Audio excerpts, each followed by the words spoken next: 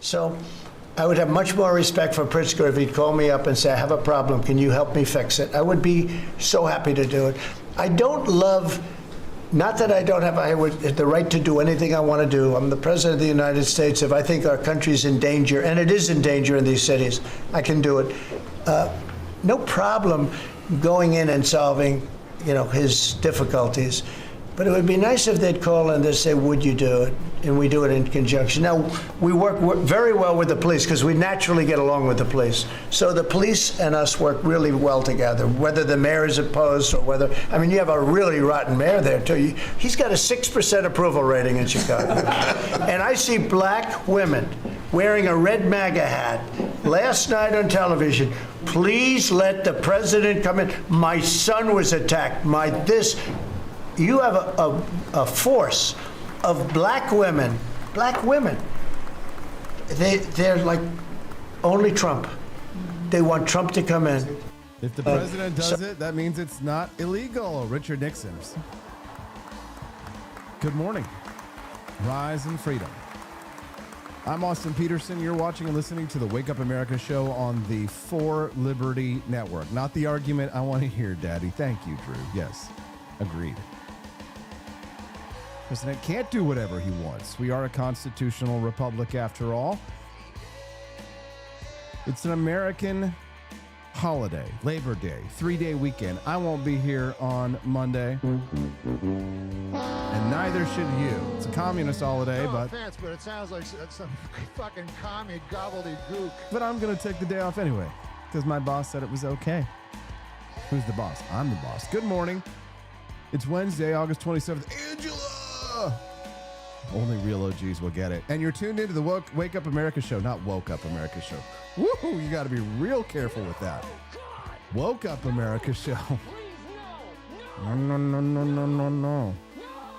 Wake Up America show. We have got a packed morning for you. President Trump's health czar, RFK Jr., declaring war on America's cereal aisle from Fruit Loops to Frosted Flakes. And the question is, do we really need bureaucrats policing our breakfast bowls, or should the FDA itself be on the chopping block? Say it, Ken. Gyakazuki. Welcome. CO Day. Steffi for Liberty looking smoking hot this morning, per usual. Had a dream about Taylor Swift last night. Not sure what that says about her. The rumors are true. Bruce Burtwhistle hanging out from Canada. What's up there in America's hat? Relaxium McGroin, feeling very relaxed in McGroin. It's nice to see everybody hanging out there in the chat. Don't forget to click that like button. Good morning, pineapples. Looking very good, very nice. Good morning, pineapples. Looking very good, very nice. RFK Jr. says he's found the cause of autism. Apparently, it's not libertarianism. Bobby, autism, if I could I don't want to go too long because we have a lot of people, but the autism is such a tremendous horror show, what's happening in our country and some other countries, but mostly our country. How are you doing on that? We are doing very well. We will have announcements as promised in September. We're finding certain interventions now that are clearly, almost certainly causing autism. And we're going to be able to address them. Almost certainly. It's not very clear if it's almost certainly. Certain interventions. Robert F. Kennedy Jr. Oh, gosh. Where are we? RFK Jr. Good morning, pineapples. Looking very good and very autistic. The Cracker Barrel has officially surrendered. We got him, boys. Ladies and gentlemen, we got him. Cracker Barrel has surrendered after the woke logo rebrand sparked the customer revolt. The company has waved the white flag. America is back. We brought back Uncle Herschel. I kid you not, this is true. You know why? Because the pressure from shows like us, the Wake Up America show, wasn't for us.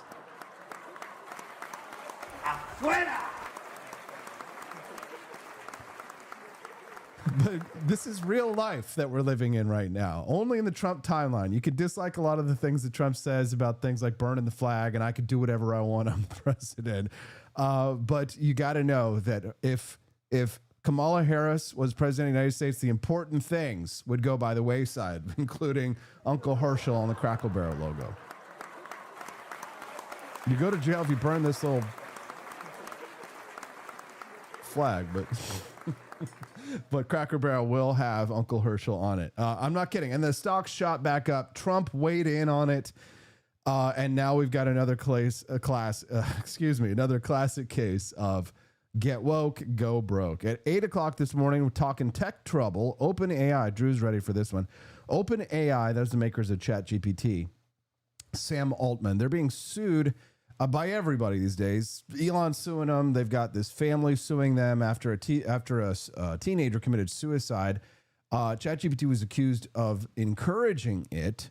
And at the same time that I'm reading this story, yesterday I found another article that shows AI is wiping out jobs for young Americans.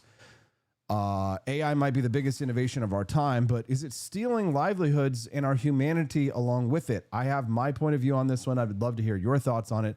Of course, you can send a text to the number that you see underneath my beautiful visage. Do I get $5 for using visage? 573-319-1586 is that text line. I'd love to hear or see from you anytime, night or day. It's a beautiful 50 degrees in Jefferson City, Missouri. What's going on in the world? I'll pull up the ticker for you guys.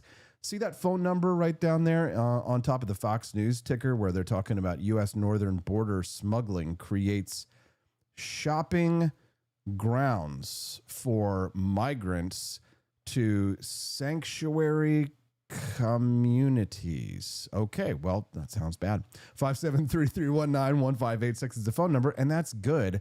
You can text that line anytime. You should just put it into your phone so you never, ever have to worry about how do I get in touch with Austin and Steffi. Anytime you want, 573-319-1586 is the text line. Dino Houston says, still making fun of RFK Jr. Listen, when you have a voice that sounds like that, that is fair game. You don't get to sound like that and talk about autism and not think that the rest of us are not going to laugh. All right. If there's one thing that we don't do here on the Wake Up America show, that is take politicians seriously. Any of them. I don't care what letter they got after the name or how much they've found the cure for autism. You can find the cure for cancer itself. But if you sound like this and you talk about autism, well, boy, you're going to get a fucking joke made about you, okay? Welcome to Thunderdome. I have a cousin who talks like that, so I can say it. Hard R. At 8 o'clock, we're going to talk about OpenAI being sued. At 8:30, author Devin Erickson joins us. I'm so excited for this one. I love having Devin on the show. Guy's brilliant. Really makes me think. He's going to talk about this explosive story out of Scotland. A 14-year-old girl charged for carrying weapons while allegedly defending her 12-year-old sister from migrants. It's a story of self-defense, the law, and the establishment narrative clashing with the video evidence. Plus, don't forget, guys, bonus content unlocks. $75 gets you hala hala. Me so horny, baby. 75 gets you our 5-minute mini documentary, and $100 will cover Will Smith's Jada therapy bill. So he will show up today for Breakfast Theater, and believe me, you're going to want to see this one.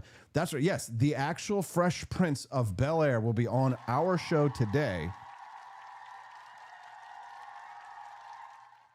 So if you guys want to hear from Getting Jiggy With It, producer Will Smith, star of I Am Legend, star of Independence Day, he will be on our show today. He's been accused of using AI to gin up the sizes of his crowds for his promotional tour video. He's out there, he's trying to get people's goodwill back. He's trying to, trying to look like he's got a lot of fans, which I thought he did have a lot of fans, but apparently his producers didn't think it looked like he had enough fans. So Will Smith will be on the show today if we raise $100 on the Wake Up America show. So if you want to hear from Will Smith today on the show, talking about we've got to pay his therapy bill for Jada. It's $100 a session for him, which is pretty cheap for Hollywood. So if you guys want to hear and see from Will Smith live on the show, keep those Rumble rants rolling or visit the 4 Liberty shop. We've got a lot to discuss today, and we've got a great guest. You don't want to miss a single minute of it. All right, so let's talk about the biggest story out of Battle Creek, Michigan. the cereal capital of America. Fruit Loops are suddenly at the center of national politics. President Trump's health czar, RFK, is talking about Fruit Loops. He's telling America that Tony the Tiger and Toucan Sam are basically pushing narcotics to children at the breakfast table. All right, well, I'm listening.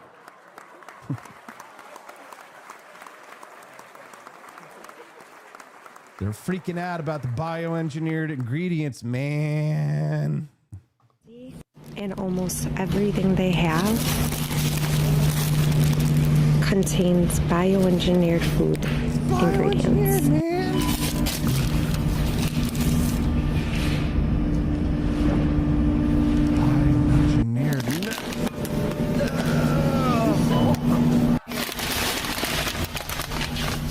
Where's Michael Scott when we need him here? Oh my God. The processed foods are bioengineered. Stop. No. Can you believe that they bioengineer foods in order to create the enormous amount of agricultural products that are required to feed literally billions of people on this planet? Can you believe that they bioengineer that shit? No. Engineered, man. Follow your nose to the candy, says Drew Van Runkle. Thanks, bud. Appreciate that. I gotta remember to keep track. $1 raised towards the $75 and $100 bonus content goals.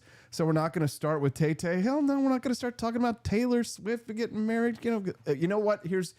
Last night, Stephanie, she dreamed about Taylor Swift, and unfortunately not in the good way.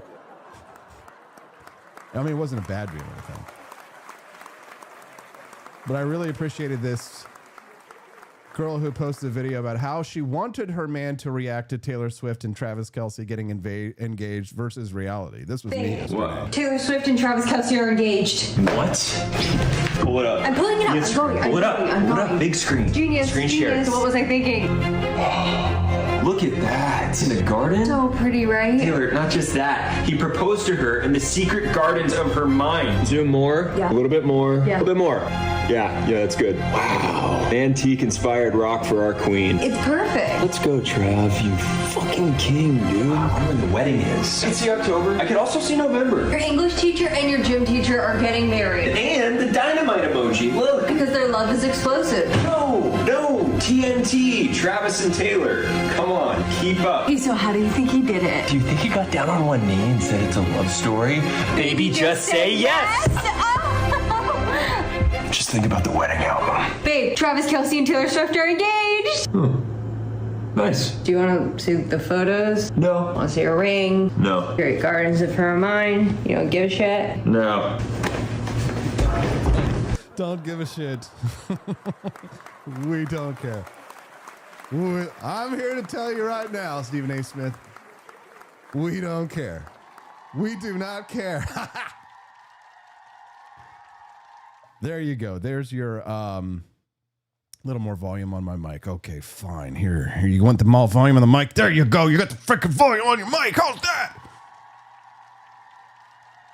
There's like 150 different levels level button gain smasher things that I could press to make the mic go up or down, and it just messes with itself. I don't know why. Agreed. Who cares? Says Thormock. Exactly. Thank you. Who gives a shit? I certainly don't. I give no shits. We're talking about things that actually affect our lives. But there you go. You had your Taylor Swift moment, everybody. You got it out of your system. Now leave me alone. It's 50 degrees in Jefferson City. Ain't no way I'm moving up there. Man, it feels beautiful. It's going to be perfect. It's going to 50 this morning. Then it's going to be like 70, 72 this afternoon. It's going to be a beautiful day here.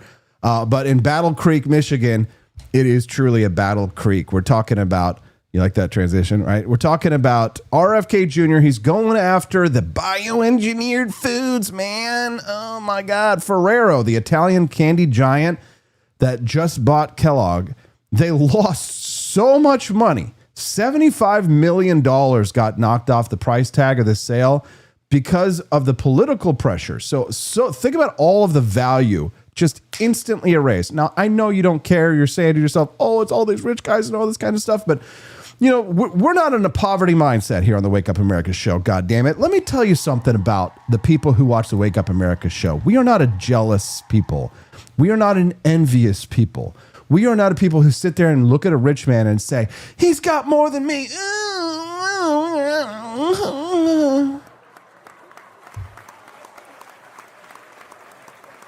Text me harder, daddy. No, you came to the wrong neighborhood, mother. If you think that you are in a place where people like us are going to celebrate anything other than God blessed American capitalism, free markets, and we want everybody to get richer, except for George Soros.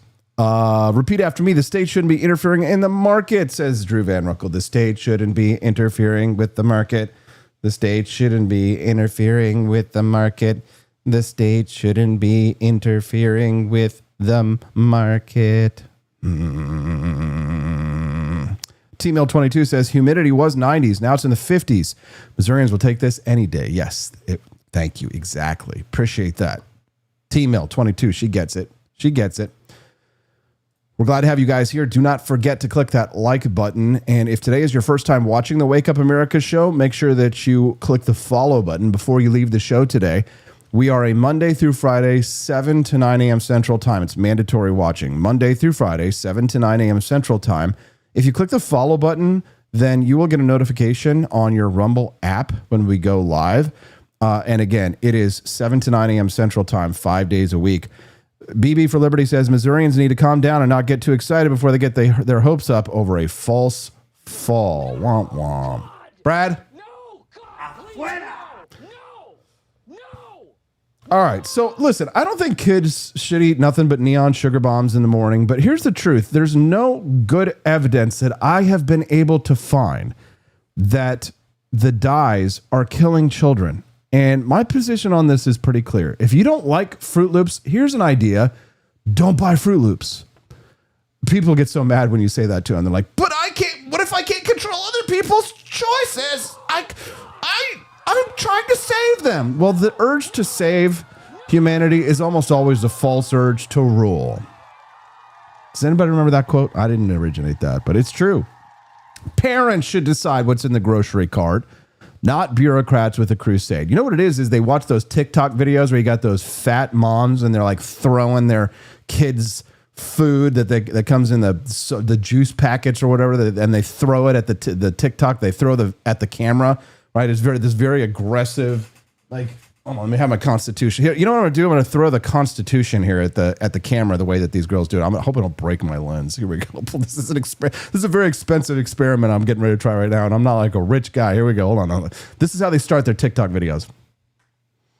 I didn't hit it. I missed it. Good. I don't want to break my camera, knock it off focus or anything. But still, the point is they start these TikTok videos and there's these fat moms throwing them at the screen. And then what are they making for their kids? They're making these like little juice. They give them a juice pack. Lots of them are full of sugar. Then they take donuts and she takes like a plastic fork and cuts up the little powdered donut, and they're having powdered donut and a sugar packet. And I know that the moms out there, the snobby, crunchy granola moms are like, soft bigotry. Talk about soft bigotry, low expectations.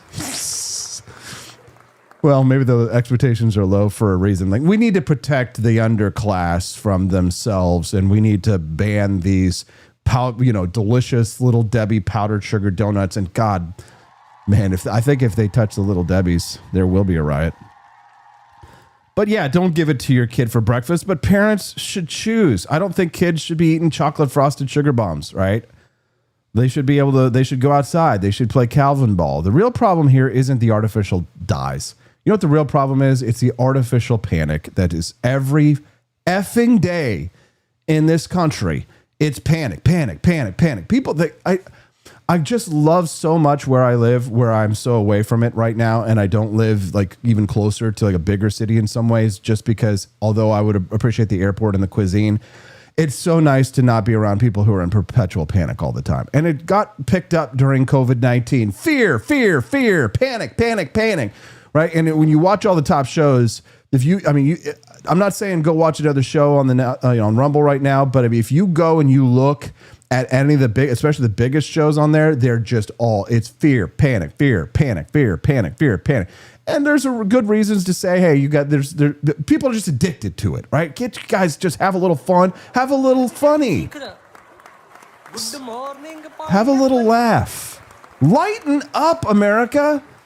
Why can't Americans just lighten up? I think it's the puritanical culture that has firmly put the stick up people's butts. They are terrified. And when they're in a constant fear, people who are in a constant state of fear, if you want to talk about why Americans are turning more and more towards authoritarianism, it is because they're in a constant state of fear. When you are in a constant state of fear, you will do what you're told. Or if you have the opportunity to boss your neighbors around or to electric shock them, Milgram experiment, that you will take that opportunity to do so. It's why you see people like Matt Walsh turning on a dime in the last 5 years. He says, oh, burning a flag is your American right. And now he's changed his mind. He's having this big fight. He's decided that he supports, Trump's executive order on flag burning rather than the First Amendment and our natural rights. Then attacks the concept of natural rights.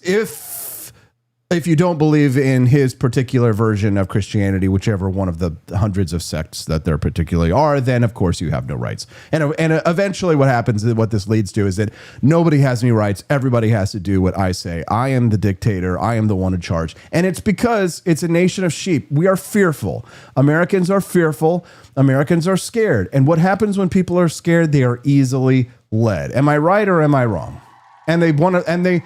And because Americans many of them don't want to get off. I'm going to pull a Vivek Ramaswamy here because many Americans do not want to get off their fat asses and get into a martial arts class or go to even kickboxing at the local YMCA. They want to blame food ingredients for the problems of the cancer and the health, when in reality, you need to stop stuffing your face and you need to get off your fat asses and you need to go to the gym.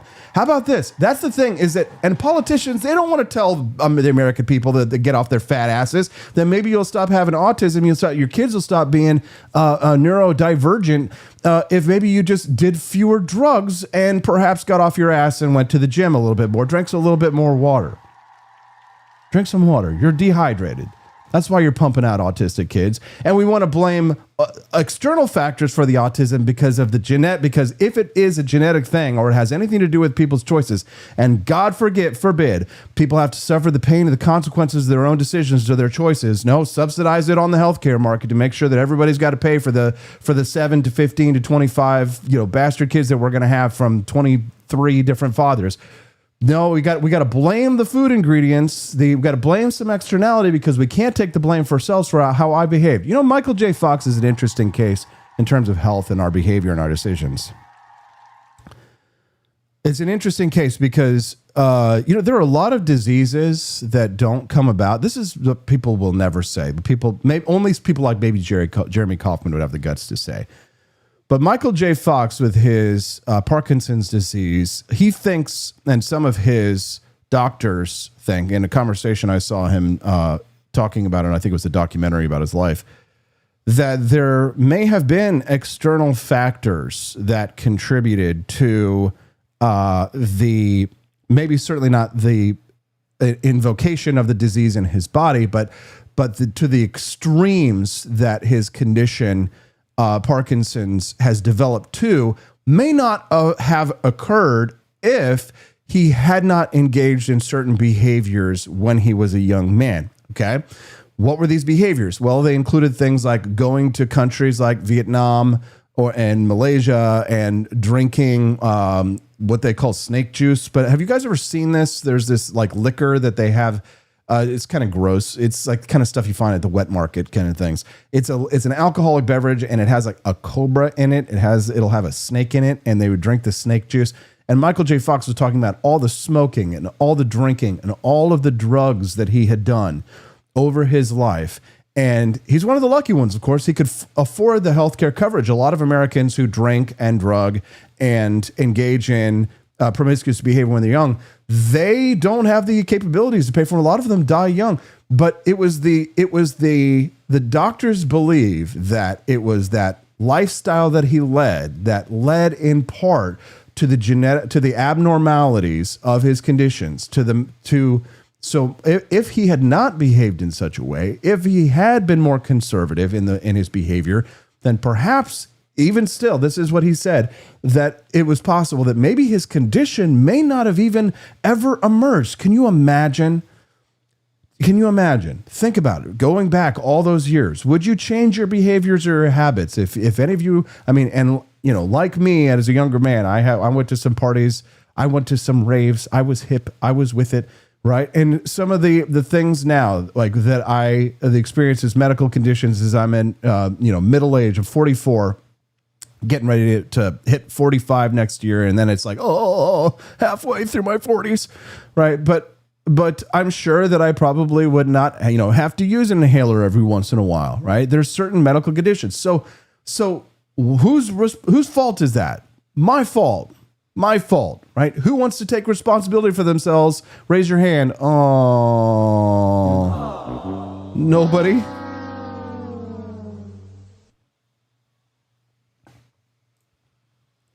Listen, I don't know what's going on over there at rumble.com this morning, but I got a good feeling about James Connolly.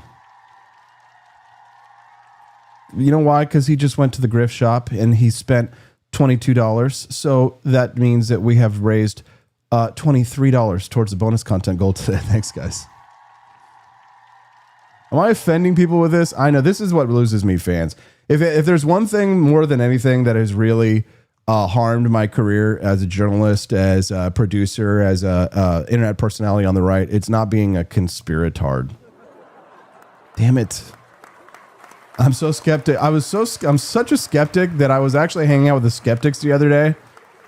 I had an interview with this guy from the Atheist Republic, and we were talking about whether or not it was a good idea for Israel to overthrow the government of Iran. And I was saying, I don't know if it's necessarily that good of an idea. It's kind of a bad idea. And I was like, oh, well, I mean, he was really emphatically trying to convince me that this was a good idea. He comes from the skeptics community. And I was kind of like, well, color me skeptical that this will be successful. And you sound like a true believer. You sound like you have faith. The government of Israel is going to be able to successfully pull something like that off. He did not like that. He did not like that at all.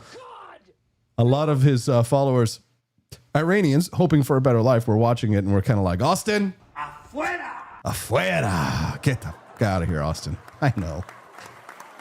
Sometimes I feel like I don't belong. Sometimes I feel like I don't fit in. Never have, never will. It's the Wake Up America show. It's the home of the very weird, wild Will Wilkerson show. John Candy, Little Shop of Horrors. Barney Styles says, my 20s for dancing and puking. My 50s strictly for hard drugs.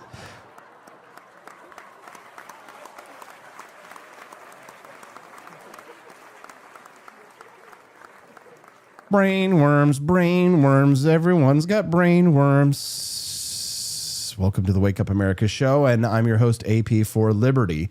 We're at $23 raised towards the bonus content goal. You love to see it. That means that if we hit $75, you get to see today's mini documentary. It's a good one. And it means that if you go to forlibertyshop.com and you make a purchase and we hit $100, Will Smith is going to be on the Wake Up America show today to respond to accusations that he uses artificial intelligence to pump up the crowd sizes in his videos. The star of Independence Day and what was it? Wild Wild West. Does anybody remember that one? I don't think even I saw Wild Wild West. I didn't. Was it the one with Owen? Shuma? Wow. We'll be on the show today, but we have to pay for him and Jada's therapy bill. So if you guys want to hear from Will Smith today on the show, he will be with us live. But we have to raise $100. We're pretty well on our way. $23 raised towards the $75 and $100 bonus content goal. So good stuff.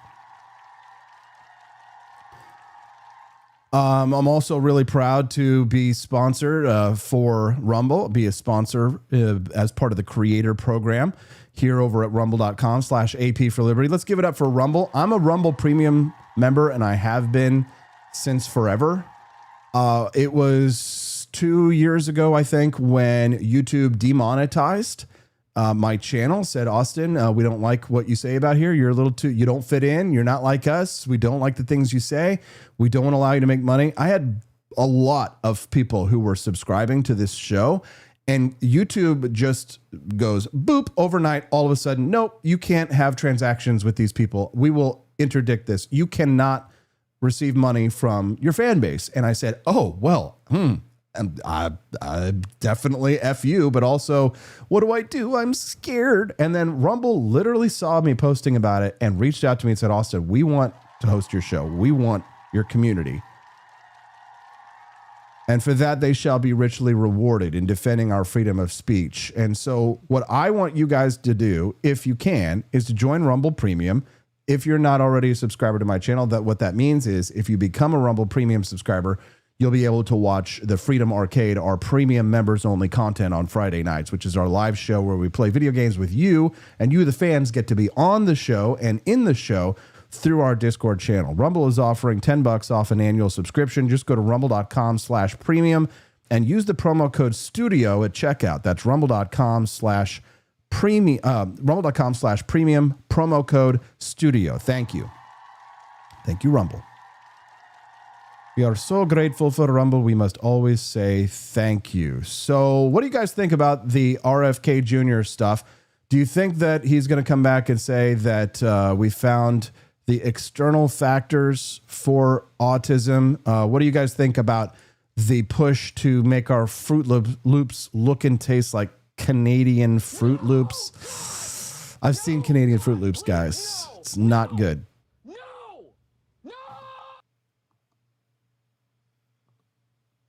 I'm working with Linda on forcing medical schools. And the MCATs, the people who administer the MCATs, the people who do accreditations, to put nutrition into medical school education. Right now, 25% of the doctors in this country do not feel competent to give nutritional advice.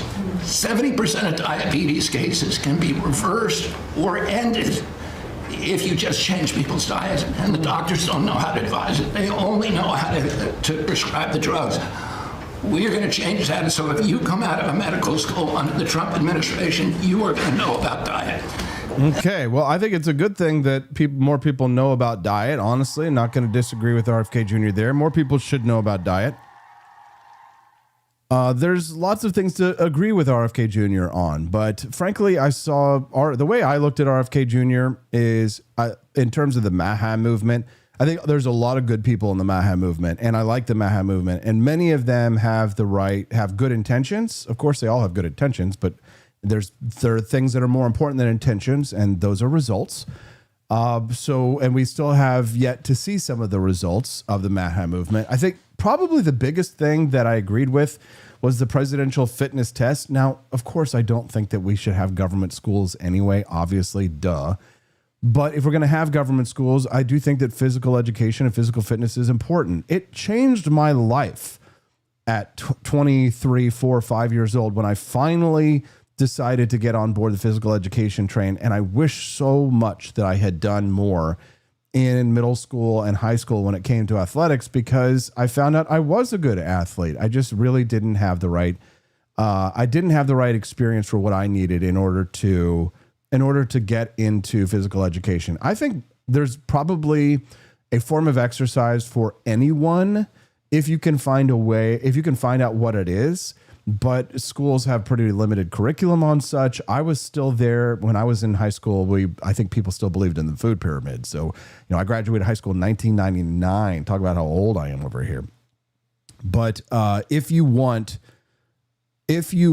to have a healthier nation, I do think that in our educational systems, we need much better education about what's healthy. I'm not sure if RFK Jr. is necessarily the right person to bring that message. I would have preferred someone like a actual doctor who would have been in that position. But as long as we're dealing with RFK Jr., we have to deal with his conspiratordery alongside a lot of really good ideas, which we will support loudly as we can, so they don't kill us whenever we happen to criticize something else, because that's how the world works. If you're gonna criticize people, you better make them laugh, or else they'll kill you. So There's no strong scientific evidence that dyes in the United States. The U.S. cereals are poisonous at consumer doses. Abolish the FDA. Let private ratings agencies compete. Market forces already incentivize safety. I'm tired of watching industry have to go and beg to the government trough for the permission to be able to do business. Kraft, General Mills, Nestle, Mars, they're all scrambling, fearing the hydra of endless bans. U.S. adults abandoning sugary cereals. Sales are falling even without government crackdowns. This isn't necessary. Jimmy Joe Patty says, just look at the kooky doctors that do get appointed, though. No, good point. Diagnosing the origins of autism is just plain caca, says Joni Rankin. I'm not entirely sold on the belief that we couldn't necessarily find an origin, but I think probably if we do find an origin, you know what it's going to be? It's going to be genetics.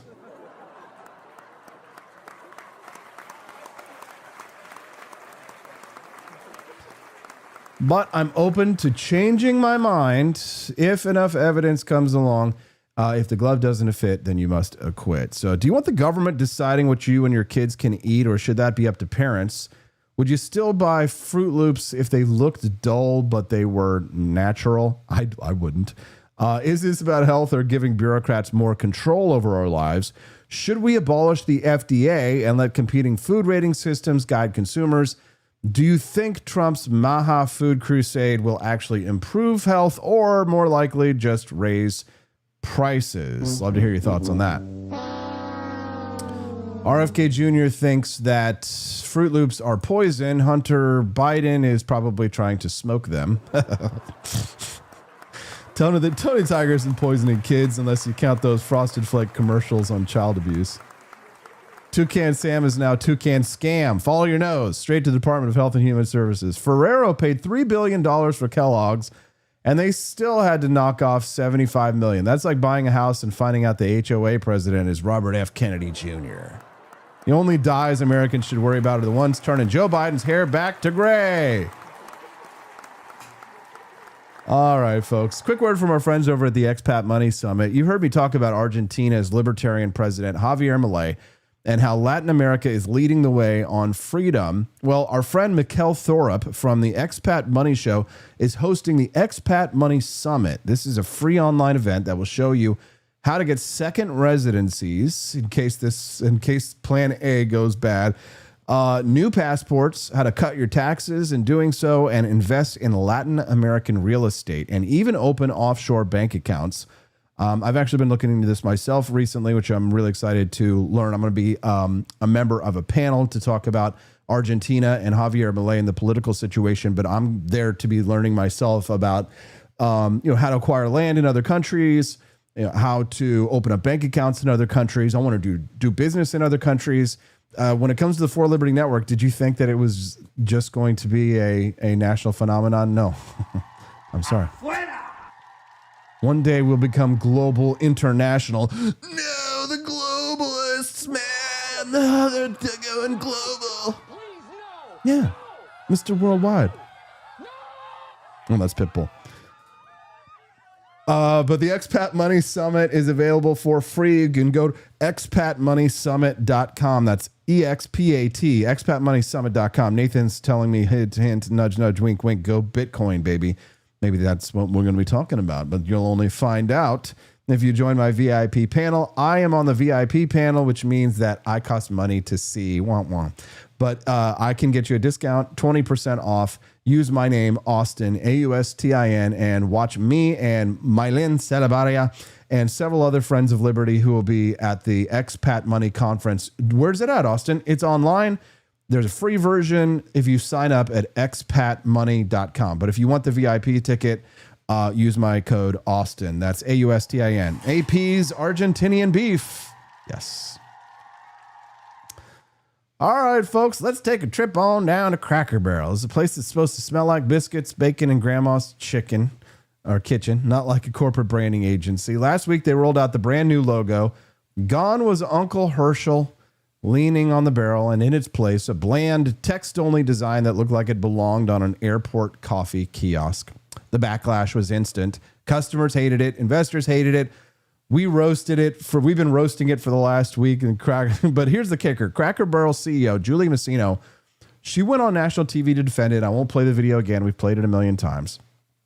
She went on TV, Rachel Maddow lookalike, to defend it. And she told Good Morning America the feedback was overwhelmingly positive. Nothing to see here, Baghdad Bob.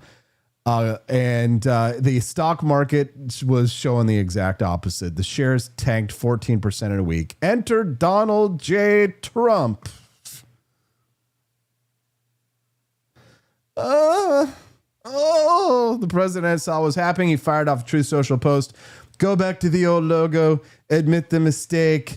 He said, manage the company better and treat it like $1 billion publicity win. He said, the ultimate pull is your customers, and Cracker Barrel was failing it. Okay, that's for another conversation, Mr. President.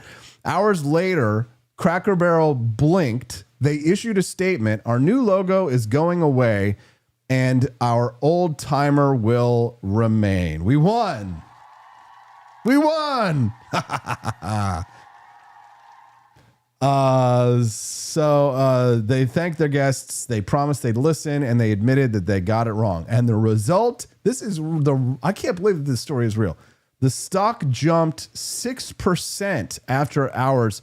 Trump congratulated them, called it a win, and told them to make their customers happy again. America has been restored. Here's the post. You can see if you're pulled up and watching us instead of just listening to us later. Cracker Barrel. We thank our guests for sharing your voices and love for Cracker Barrel.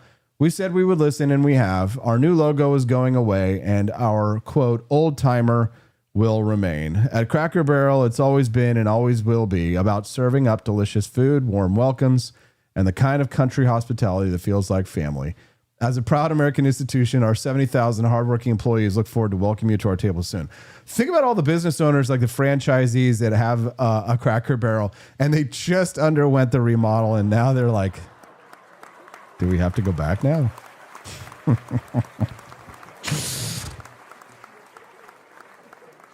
Think about that. So Cracker Barrel, it's a brand that spent millions on a strategic transformation plan led by woke consultants, DEI committees, and branding firms, got steamrolled by their own customers. They tried to reinvent a country institution by sending off the country and found out you can't Cracker Barrel without the cracker and the barrel.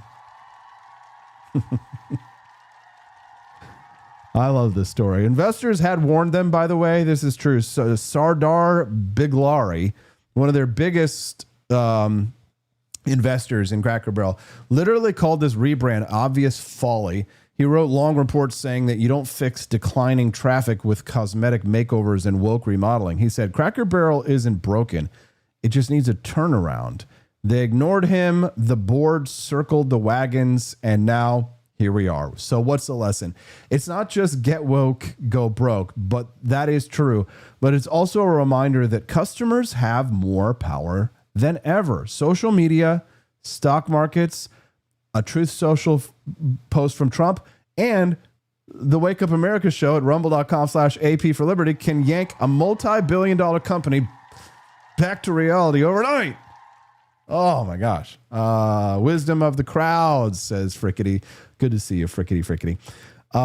So Cracker Barrel, they tried to ditch Herschel on the logo. They thought America wanted a shiny new barrel. Turns out what people really wanted was the old man in overalls leaning on tradition, reminding them of a country that still feels like home. Yes.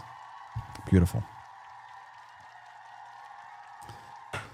So here's a question for you. Should heritage brands ever modernize, or should they keep tradition sacred? Love to hear your thoughts on this one. Drop a comment in the chat. Send us a text at 573-319-1586. That's 573-319-1586. What about the grift shop? Will they keep? What about the? Oh, sorry. When I see gift now, I think grift. Saint Selma in the chat says, what about the gift shop? Will they keep that? Great question. No idea.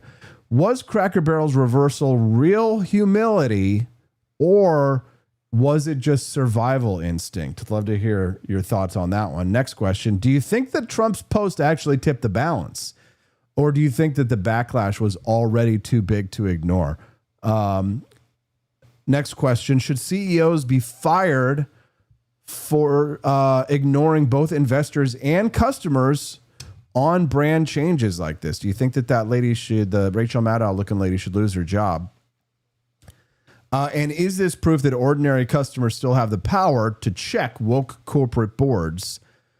Dadbod Baboon says, now let's see if we can get the old school all metal playground equipment back at McDonald's. Yes. You see, we should have never let that go, Dadbod. We should have never let that go. It was a mistake.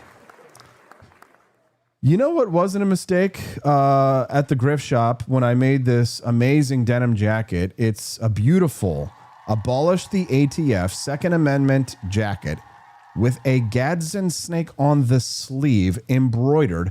And on the front, it says abolish the ATF. Look at this beautiful denim jacket.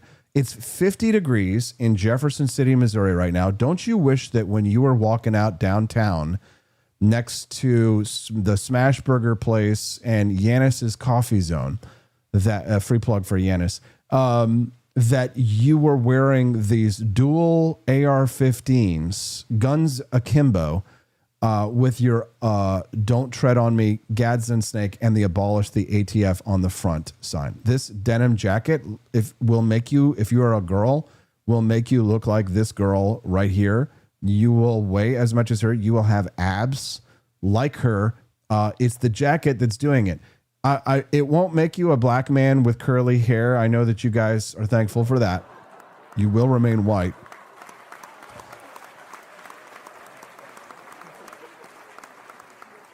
Get one over at forlibertyshop.com. And I've got a new shirt that we had designed from our new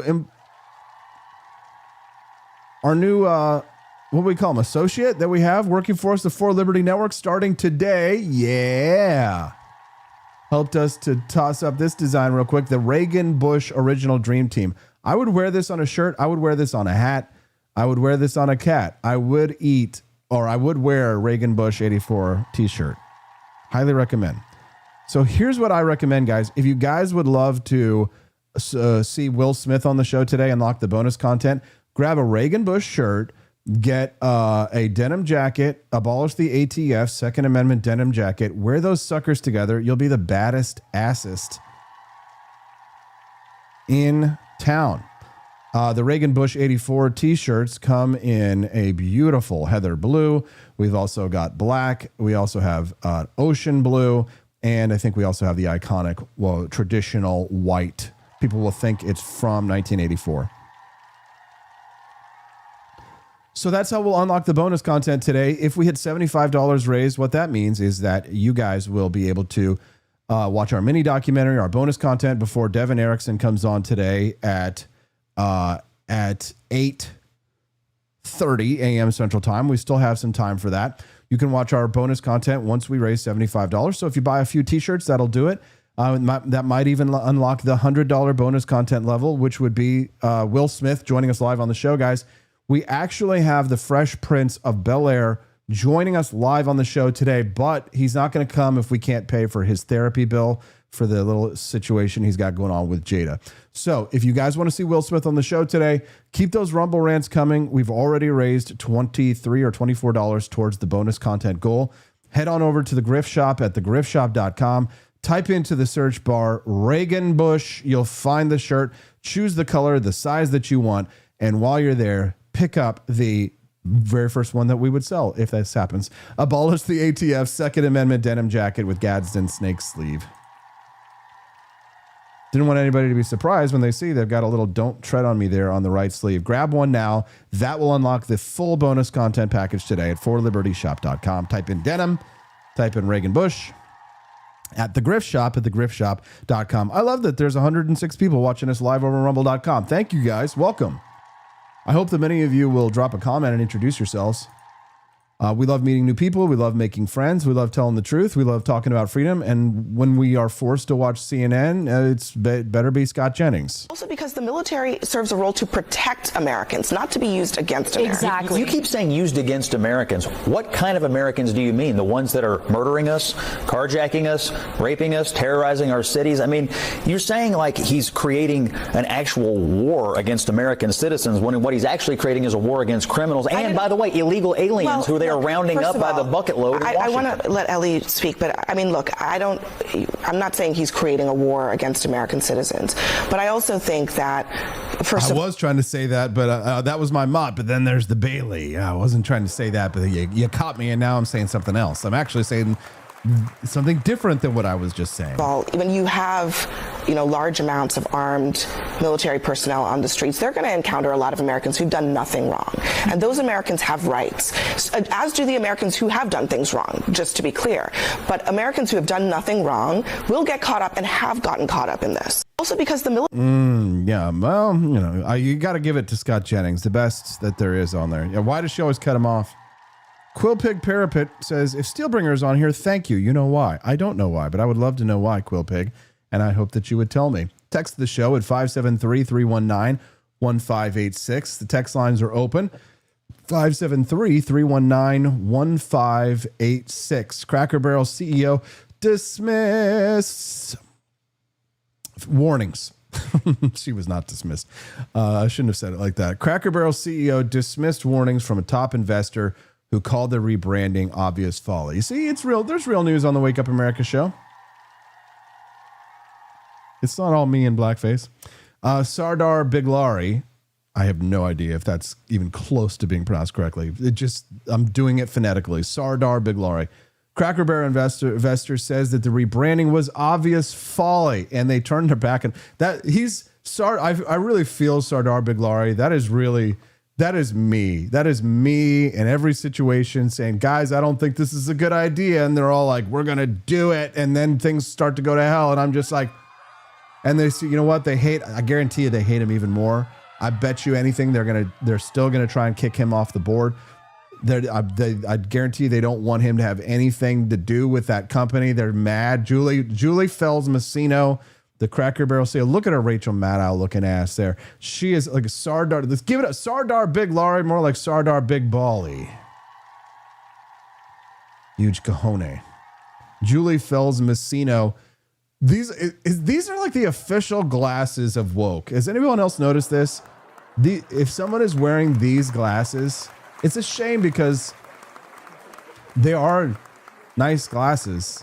But now whenever I look at them, I get the ick. Anybody else? I don't get the ick on a lot of things. But when I see somebody wearing those kind of horn rim, those glasses, everybody looks at those and says, woke these days. Am I right? I wonder what you guys think about that one.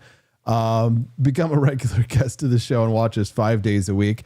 Jimmy Joe says he got his Gulf of America coffee mug yesterday, christening it today with Revere's Rebel Roast. Delicious. Indubitably. She knew Cracker Barrel blew it for over 15 months. The CEO unveiled the strategic transformation plan in a call with investors to refine the brand, and the stock tanked. Cracker Barrel investor Sardar Biglari, board critic, fired off a letter to the shareholders saying strategic transformation plan, obvious folly. It's not a broken brand, but has a broken board. Oh, they hate him. They hate him. Biglari laid out his criticisms in a 120-page slide deck presentation with the title, Cracker Barrel is in crisis. There's no vaccine for that autism. Hey, man, that's a guy who had skin in the game. Of course he's going to write a 120-page slide. They all look like they're from Wayne's World, says Robbie there. Left, yeah. We fear change. Thanks, Garth. Party on Wayne and party on Garth and party on Robbie Thurman, who took us up to $28 raised towards the $75 bonus content. It grows. Our pile of cash grows. We're going to have some Hunger Games for it later. You guys are going to have to murder each other for it for $24. Would you kill somebody for $24? I bet a crackhead would. Well, Austin, where are you going with this show? Get back on.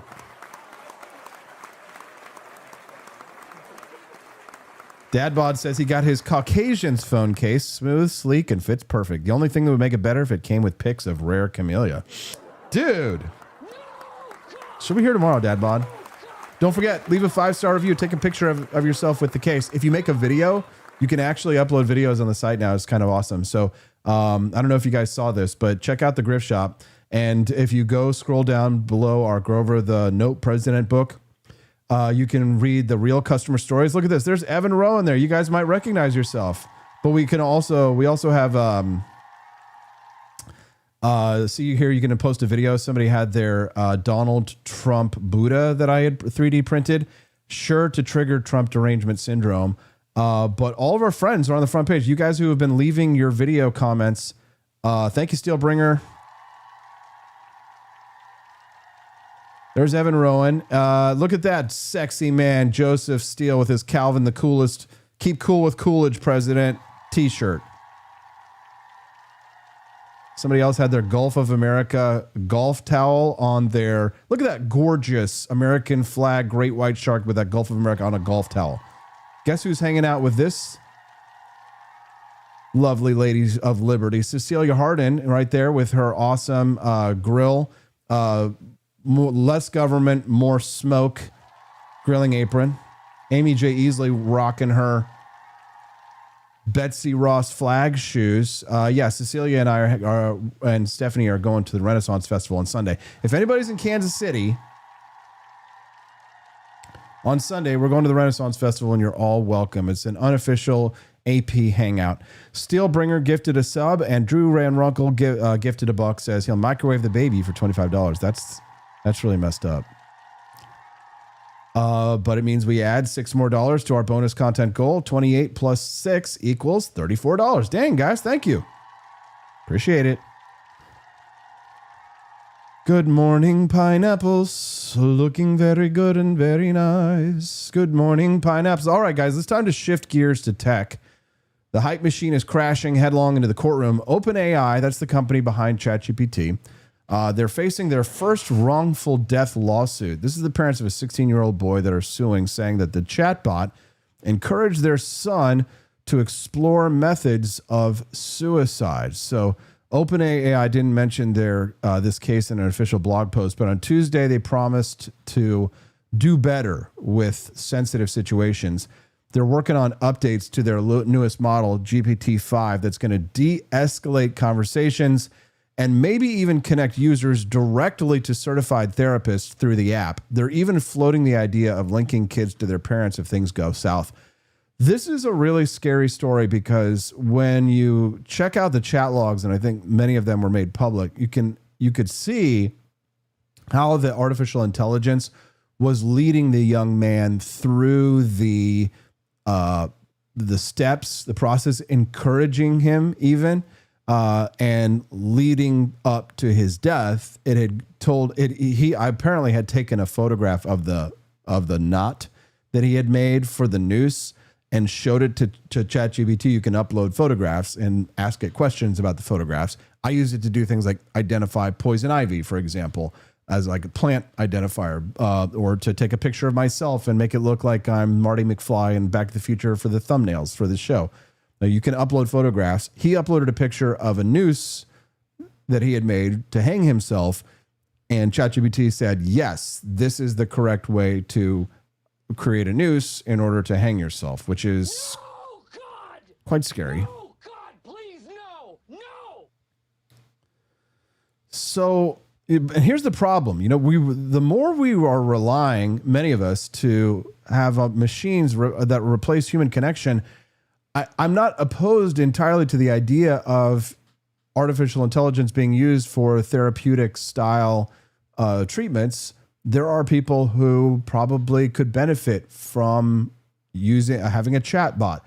I'm seeing examples of senior citizen homes where senior citizens are getting phone calls from AI, and they said they reported 30% better results. It was a study that just came out recently where they took senior citizens.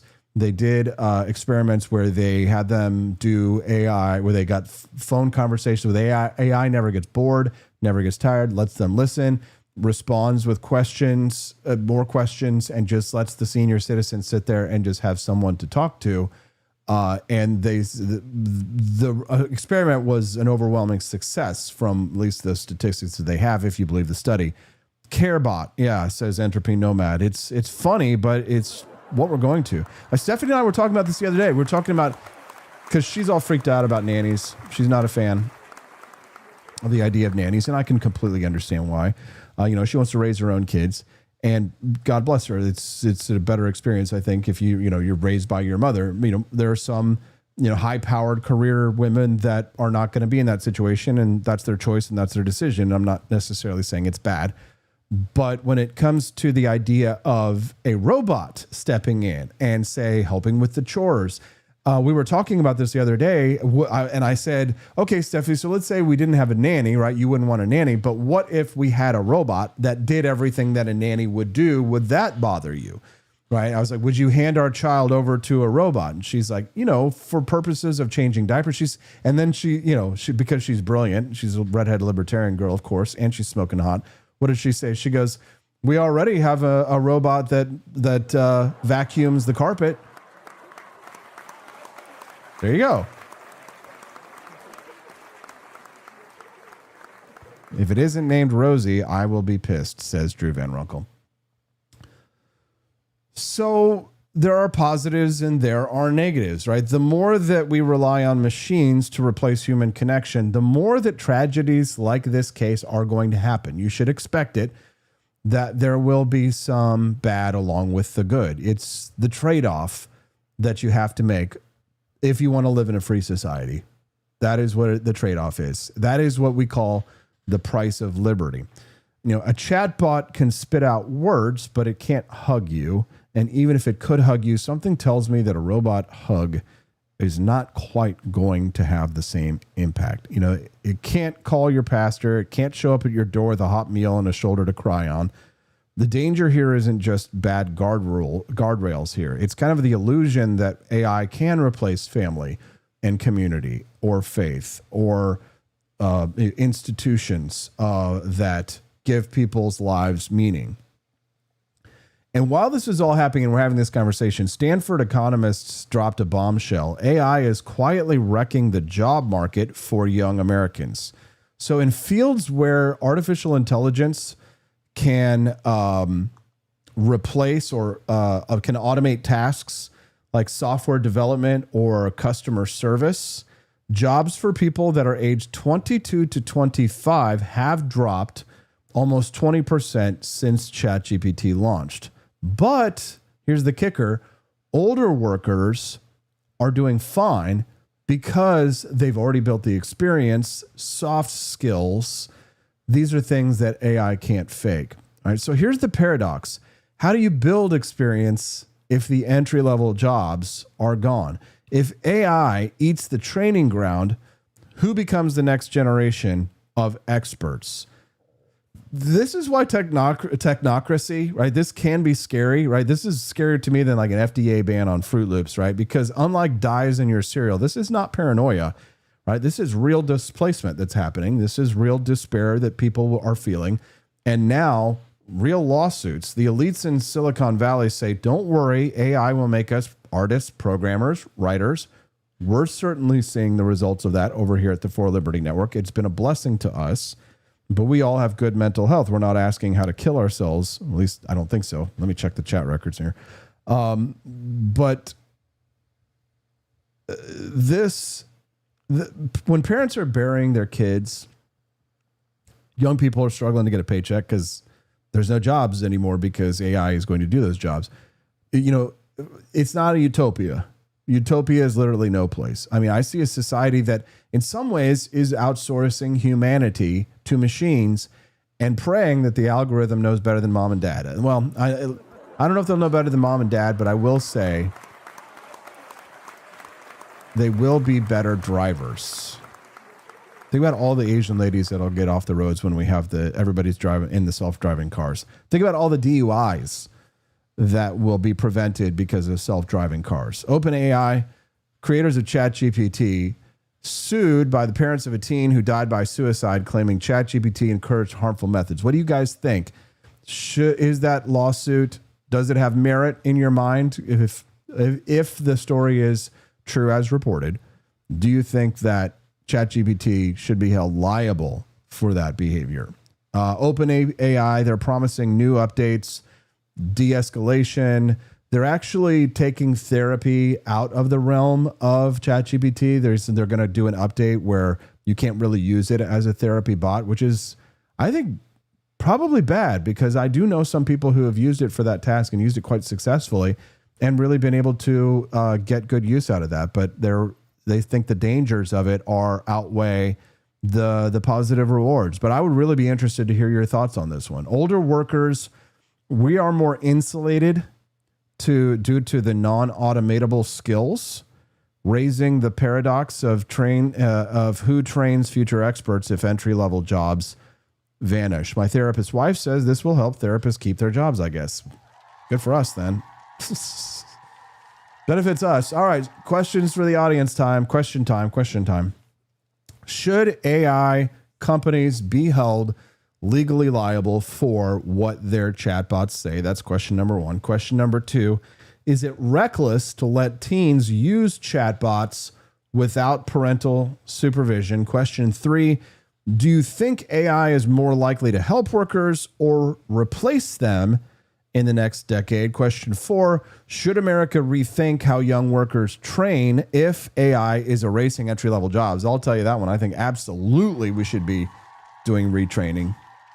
When I talk to people, we're bringing on somebody today. We're bringing on Paul today. Today's the first day, starting at 12:30. Very excited to get him onboarded. But do you know what was the deciding factor on whether or not I would be able to pay him to work for us for the For Liberty Network? Does he use AI? Is he proficient in AI? Absolutely. Boom. Great. He showed us our skills. He made the Reagan Bush shirts that we just posted there. So get yourself a Reagan Bush shirt. Stanford says that AI is wiping out young workers' jobs, but ChatGPT says you can always be a TikTok influencer. So I don't think AI is going to be taking those jobs just yet. Apparently, AI can replace a customer service representative, but it still can't explain why your internet bill went up $40 this month. Sam Altman says AI will protect people at their most vulnerable. I'm hoping that it's going to stop my ex from texting me at 2 a.m. Sorry. I'm married. Get over it. Stop it with the thirst traps, ladies. Older workers like us, we are safe from AI. Translation, your grandpa still has better job security than your computer science degree. Did you ever think, oh man, I should have gotten a computer science degree? Nope. OpenAI says GPT-5 will connect users to therapists. Yeah, because nothing says comfort like therapy through a chatbot that can't even draw hands. Thank you very much. All right, guys. I need to take a little break. But that means commercials, curtains for you, because we've raised, let's see, 34 towards the $75 and $100 bonus content goals. Come on, guys, you can do it. Hit the Liberty shop. I'm going to go get a drink of water and go pee for Liberty. When we get back, we're going to talk about generation gaps. Gen Z thinks if you're over 40, half your daily routine is straight up bizarre. We'll talk about that. Then Devin Erickson at 8:30, talk about the migrant crisis of Scotland and the knife girl put in jail for having a knife. We'll be right back. It's the Wake Up America show on the For Liberty Network. Picture this. It's 1776. Thomas Jefferson is hunched over his desk at Monticello, ink-stained fingers, writing the most radical document in human history. Do you really think he was sipping Starbucks? No. He was drinking something bold, something black, something brewed strong enough to fuel a revolution. That's the spirit behind Founding Flavors, our signature line of liberty-fueled coffee. No soy froth, no climate guilt, no corporate slogans. Just real coffee, inspired by the men who wrote freedom into existence. Every cup is a quiet protest. Against mediocrity, against tyranny, against bad coffee. So this morning, skip the globalist brew. Grab something worthy of a free man's sunrise. Founding Flavors. Now brewing at forlibertyshop.com. Imagine bringing Georgia. Right now, 11 wind farms planned that were launched during the Biden administration. Between Maine and Virginia, it's 1,130 towers. These towers are twice the size of the Washington Monument. The blades on them They're are massive. It's so crazy. The blades are 350 feet long, one blade. One of these blades blew up on Nantucket last summer, and the water was filled with shards of glass, of sharp glass, so it was dangerous to swim. They had to close the beaches, but they have indemnified themselves so the local communities can't sue them. None of these projects are bonded. If you build an oil derrick in the Gulf, you got to put a bond down. There's no bond for dismantling them, and that's one of the tools. Those windmills, those damn windmills. Dangerous to the environment, it turns out.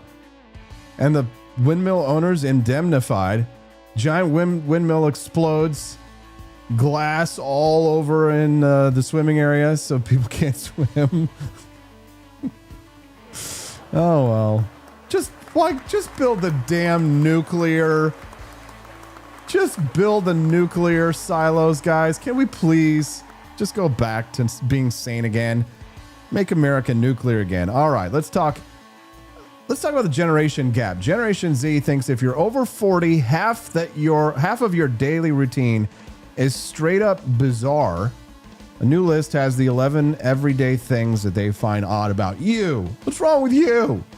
All right, we're going to run through them, but before we do, just want to remind you guys we are well on our way. $34 raised towards the $75 and $100 bonus content goal, guys, but I'm getting scared. It's the second hour, and we haven't even unlocked the first phase yet. And I know you guys want to see Big Willie. Will Smith will be live on this show today if we raise $100 on today's Wake Up America show. And if we don't, we miss the opportunity. We got to pay for his therapy bill.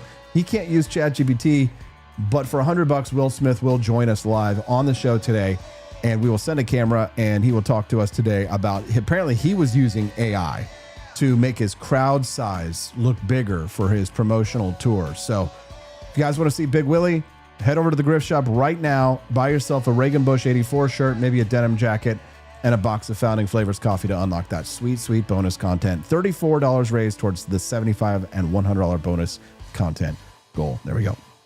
So number one, Gen Z, strange things. Generation Z thinks you're strange. Leaving voicemails to Gen Z. That's like kind of sending smoke signals, right? They'd rather text or send a meme. But for people over 40, a voicemail is polite. Personally, if you want to terrify a Gen Zer, leave them a 2-minute voicemail.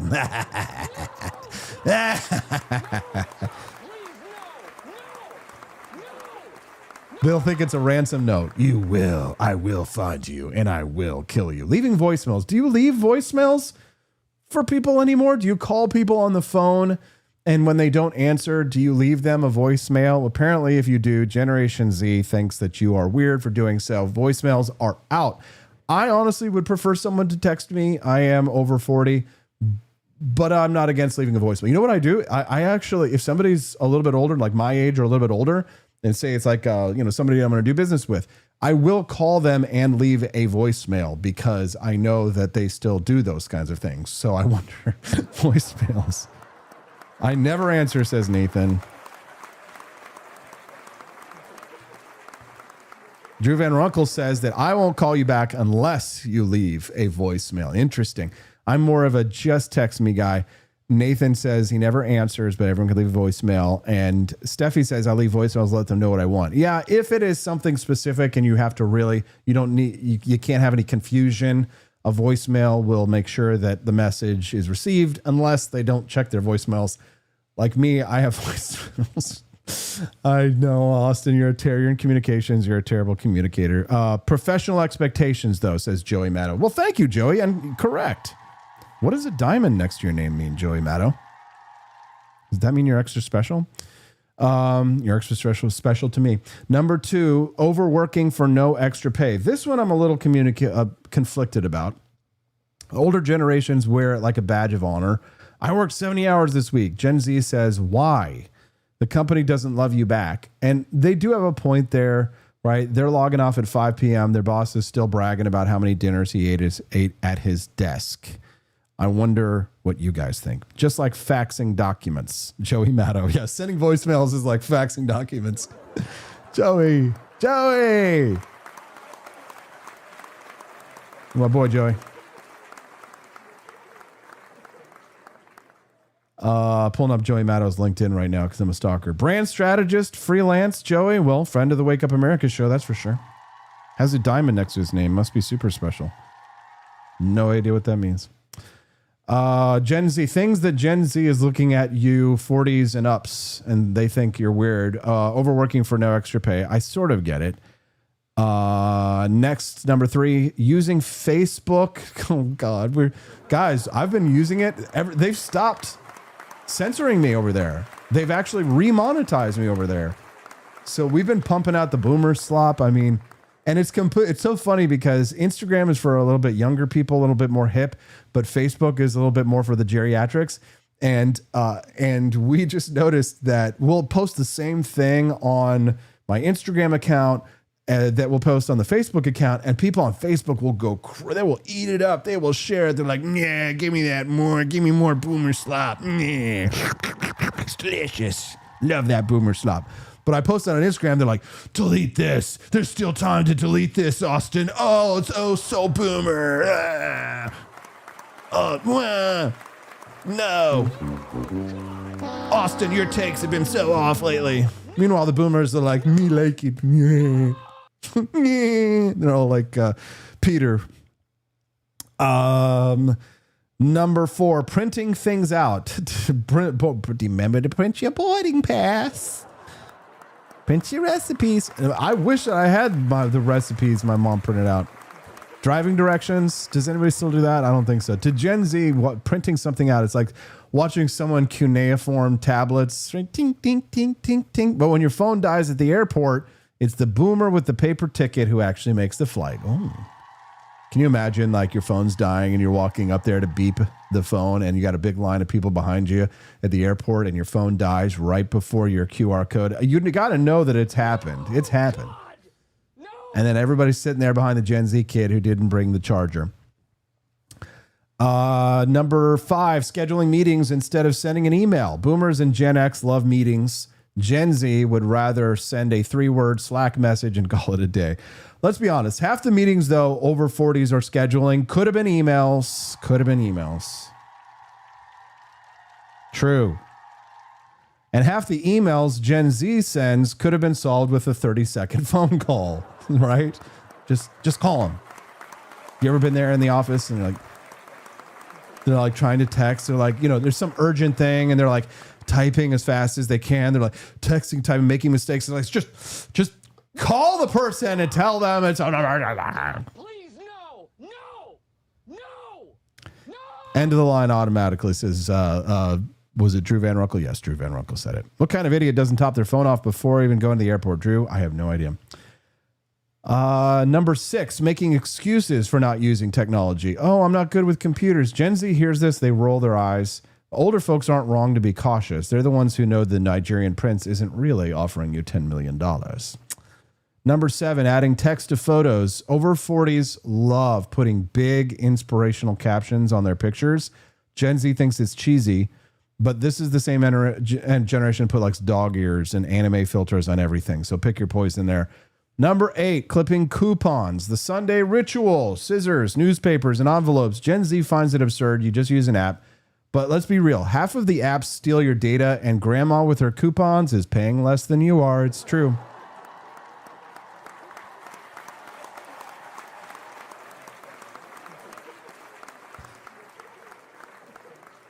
Number 9, watching the news on televisions. Gen Z gets their news from TikTok influencers with purple hair yelling into their iPhones. Over 40s prefer cable news. Personally, I think both are depressing. I've worked in cable news.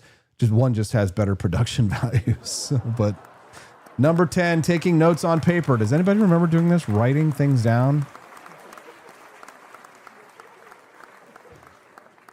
Gen Z thinks that the Notes app is the only way to go, but until they lose their phone and their wisdom vanishes into the cloud. Number 11, the final one, is using corporate jargon. Circle back, synergy, bandwidth. Generation Z thinks it's fake and pretentious. They prefer plain talk, but don't forget, this is the same generation that says things like skibbity, Rizzler, and it's giving slay. So maybe corporate jargon doesn't sound so bad after all. So yeah, maybe Gen Z thinks people are over weird. 40 are weird for leaving voicemails and clipping coupons, but that is the generation who eats Tide Pods, makes TikToks crying, and thinks Crocs are fashionable. Weirdness, my friends. It is a two-way street. Good morning, pineapples. Looking very good and very nice. Good morning, pineapples. Looking very good and very nice. We're going to have Devin Erickson here in just 5 minutes, but before we have him on, I want to show you this video clip. Young girl in Scotland. Yes, you have a knife. You don't. Hey, I'm fucking groupie. You're fucking bad and Why are you fucking with us? You're fucking kid bashers. Show the knife. Show the knife. Get Show the the knife. fuck away from her. Show the knife. Show the knife. Don't touch her. That's it. That's it. Show the knife. Don't touch my little sister. Show the knife. That's it. Don't fucking touch my little sister. She ain't fucking 12. We're fucking up. Where's her fucking touching me? She's fucking 12 and you just battered me, mate. Where's her fucking touching me?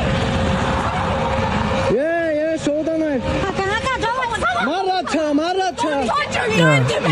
So this is allegedly gangs of migrants who, by the way, let's not even talk about the Pakistani grape gangs, but approaching a 12-year-old girl. The 12-year-old girl pulls an axe and a knife to defend herself and her sister. Guess who the police arrested?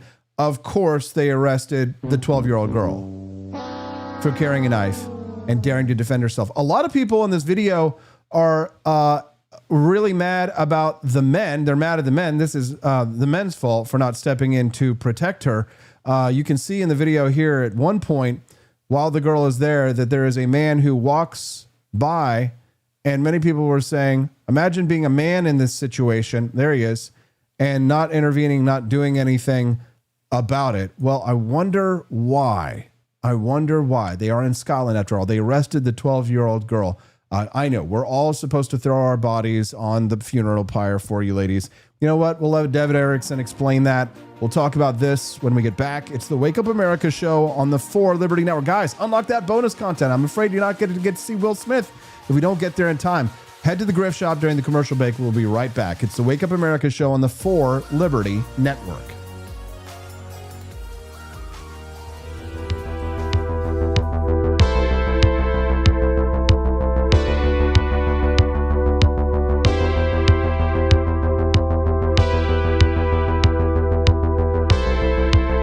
Are you tired of the strange radioactive effects of leftist culture? Do you ever wonder what happened to good old-fashioned American values? Well, fear no more, because there's a new force fighting back against the cultural rot of today. Introducing Culturama, a right-of-center talk show that's taking back the future today. Hosted by none other than blonde bombshell herself, Daniela Pensack. She's not just talking, she's taking culture back. With sharp takes, brilliant guests, and a few surprises along the way. Tune in to the live video podcast twice a week, because the future doesn't have to be weird. It can be Culturama. If there wasn't going to be somebody who was a fiery champion of liberty, somebody who would get out there and who would be aggressive, and if they wouldn't do it with more fire or passion than I had, then I would go and I would fight this battle for us. I've fought for the principles that we all share.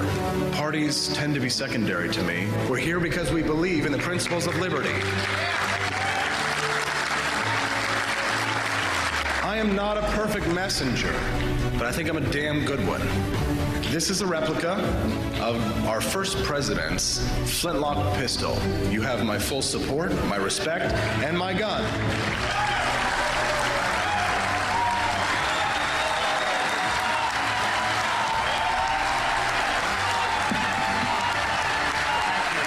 I think at the heart of my philosophy is much more libertarianism than Well, that's the fashionable word these days, I guess. A conservative is no longer just that. He's a libertarian. It always has been.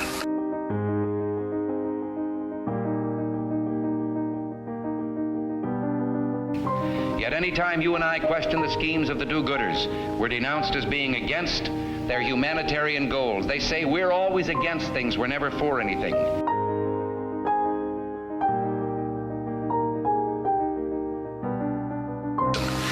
What is fascism? Fascism is private ownership, private enterprise, but total government control and regulation.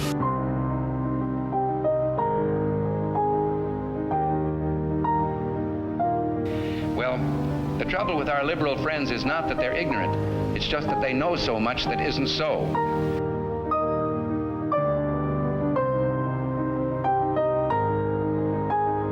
If we lose freedom here, there's no place to escape to. This is the last stand on earth.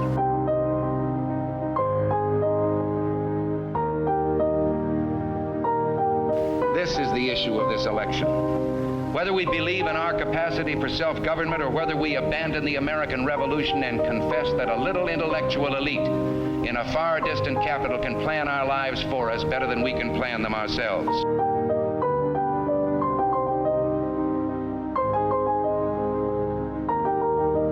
The conservative, so-called, is the one that says less government, get off my back, get out of my pocket, and let me have more control of my own destiny.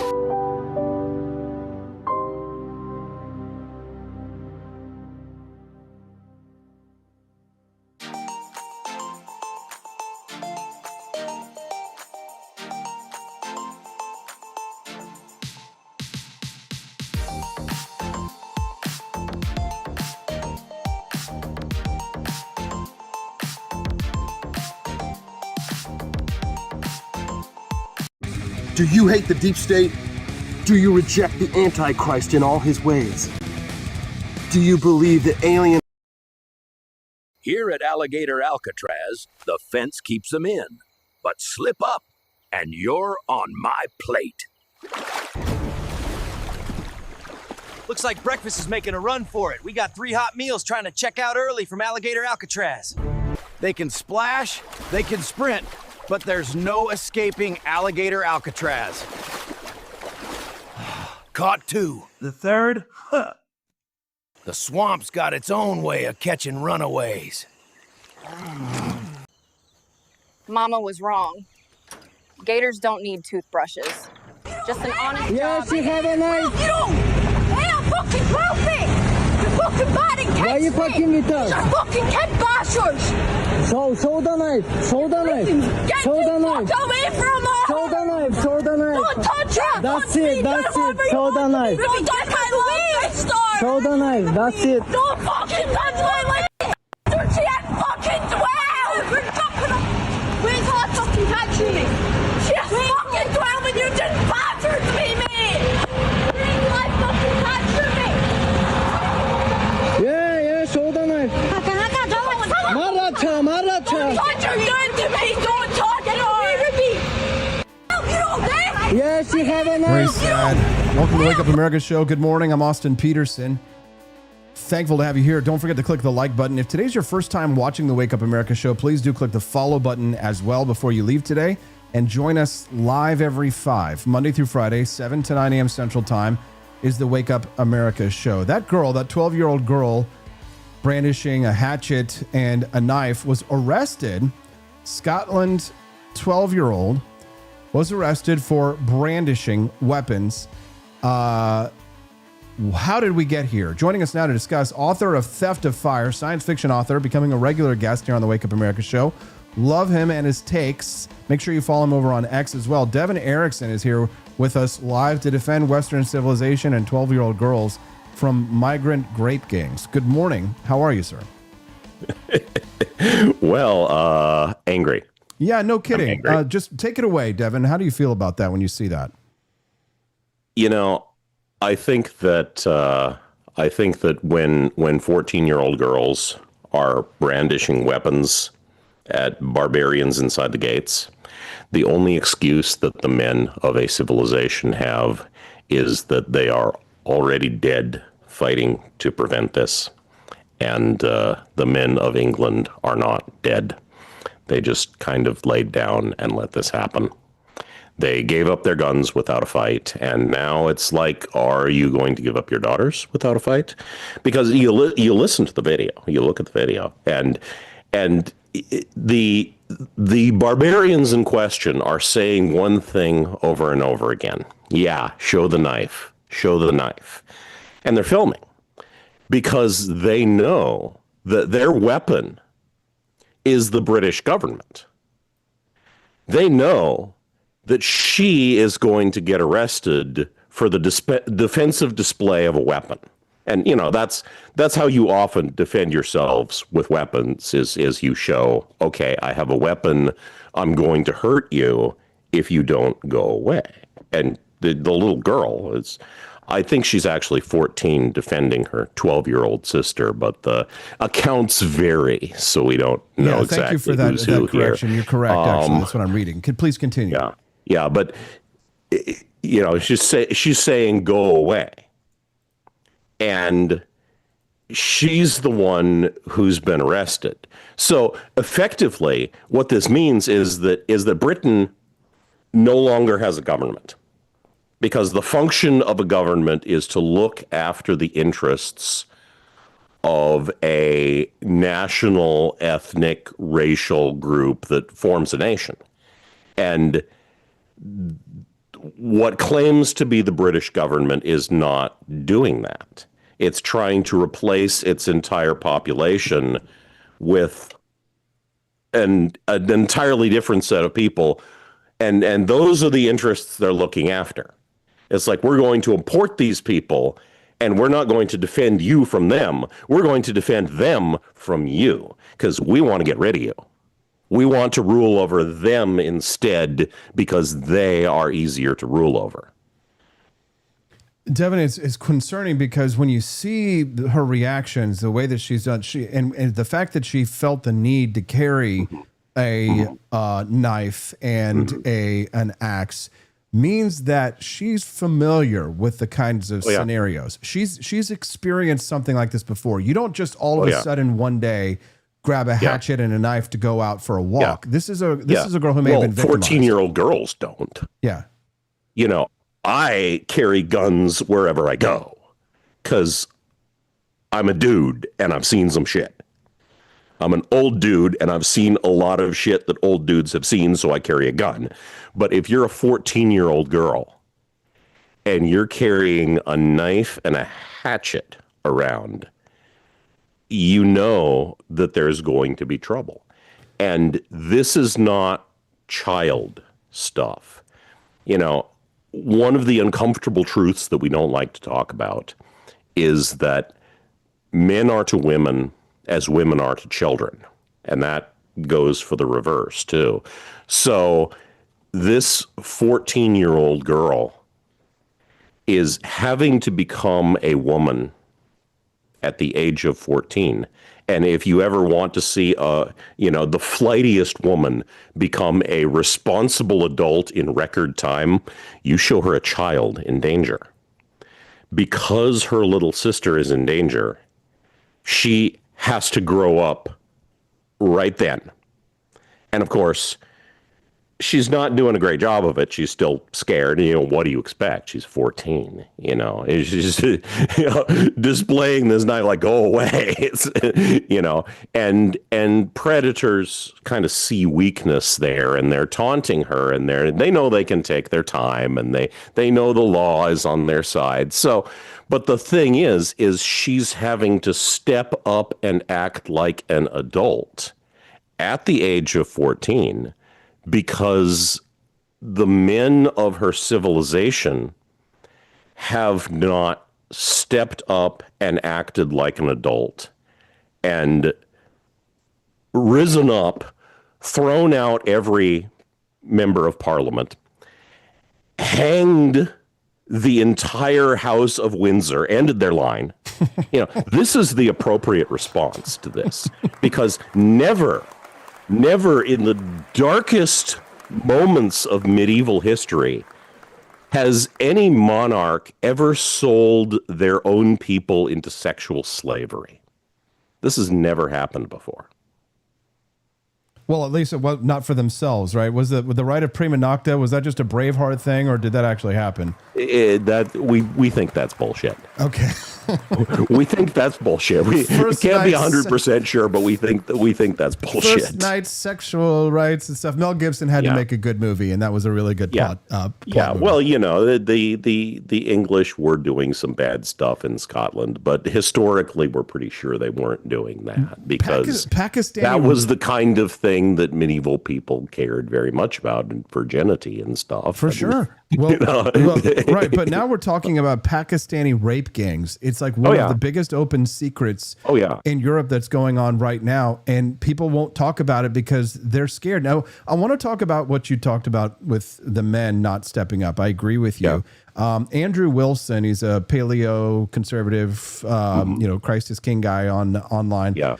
He got in hot water yesterday and had to delete a tweet where he was talking about this one. And it was because he had said kind of the opposite of what you're saying, that essentially he was arguing that men should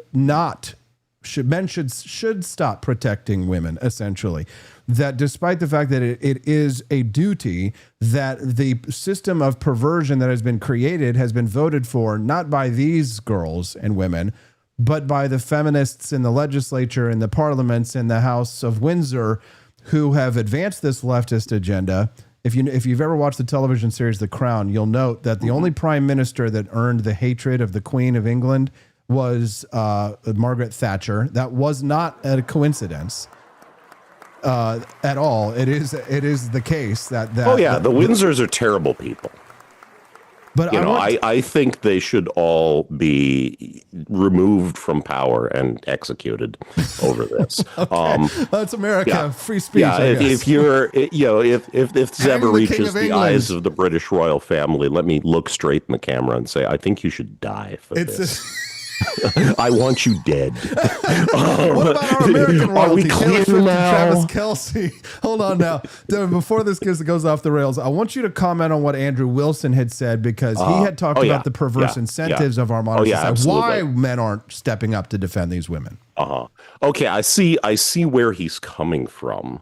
And if we want to look at, say, some contrasting attitudes with, say, the Daniel Penny case in New York City, where he was arrested for defending people from some psycho bum on the subway.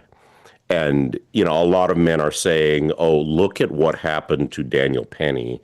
That is why we are not standing up. And that attitude makes sense situationally. But we need to understand the difference between New York City and your entire society, and also understand the difference between a 40-year-old New York City feminist who voted repeatedly for this exact thing and screamed for the blood of Daniel Penny, and a 14-year-old Scottish girl who has never had a chance to vote in her life. So we need to look at the particulars of the situation. It is absolutely true that the women of previous generations were instrumental in creating this problem. And, what is the solution? What is the cure for this? Beatings. I'm sorry, it sounds horrible, but so some people just need a smack. Well, it's kind of like, but this is a little girl, and this is an entire society full of little girls who did nothing to deserve this, and these are the little girls being targeted. So there's a point at which it's no longer, oh, look, the inevitable consequences of my own actions. It's little girls suffering the inevitable consequences of somebody else's actions, and somebody needs to intervene. Is Scotland, Scotland has one of the most socialist governments in the world. That place is completely overrun.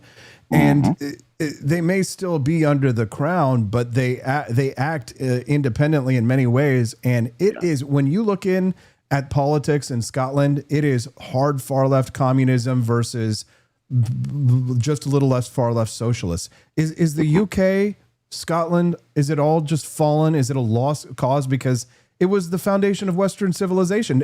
Are we the last hope of all of civilization and mankind?